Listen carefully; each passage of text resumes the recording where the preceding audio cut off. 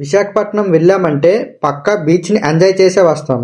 కానీ ఆ బీచ్కు ఆ పేరు ఎలా వచ్చిందో మీకు తెలుసా?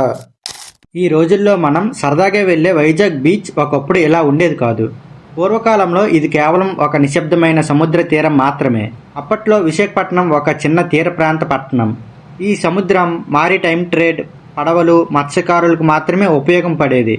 బ్రిటిష్ వారు విశాఖపట్నాన్ని ఒక పోర్ట్ సిటీగా అభివృద్ధి చేయాలని నిర్ణయించుకున్నారు.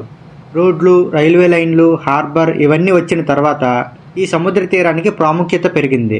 అయితే ఇంకా అది బీచ్ కాదు, కేవలం సముద్రం పక్కన ఉన్న ఖాళీ ప్రదేశం మాత్రమే.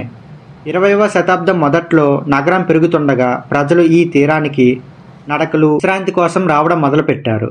అప్పుడే ఈ ప్రాంతానికి ఒక గుర్తింపు అవసరం వచ్చింది. అక్కడే ఒక ప్రముఖ వ్యక్తి పేరు ప్రజల్లో వినిపించింది. రామకృష్ణయ్య గారు ఒక స్వతంత్ర సమర యోధుడు, సామాజిక సేవకుడు.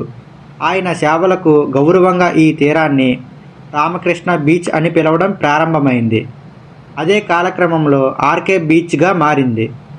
స్వతంత్రం తర్వాత, ప్రత్యేకంగా 1950 సంవత్సరం తర్వాత ఈ బీచ్ పూర్తిగా మారిపోయింది. రోడ్లు, వాకింగ్ ట్రాక్స్ వచ్చాయి. సబ్మెరైన్ మ్యూజియం లాంటి ఆకర్షణలు వచ్చాయి. అప్పటి నుంచి వైజాగ్ గుర్తింపు అంటే మొదటి గుర్తుకు వచ్చేది బీచ్. అందుకే ఒక విషయం స్పష్టంగా తెలుసుకోవాలి. వైజాగ్ బీచ్ను రాజులు ప్రసిద్ధి చేయలేదు. కాలం, ప్రజలు, నగరమే దీనిని ప్రసిద్ధి చేసేలా చేసింది. ఇలాంటి మరెన్నో ఇంట్రెస్టింగ్ టాపిక్స్ తెలుసుకోవాలనుకుంటే మన ఛానల్ని ఇప్పుడే సబ్స్క్రైబ్ చేసుకోండి.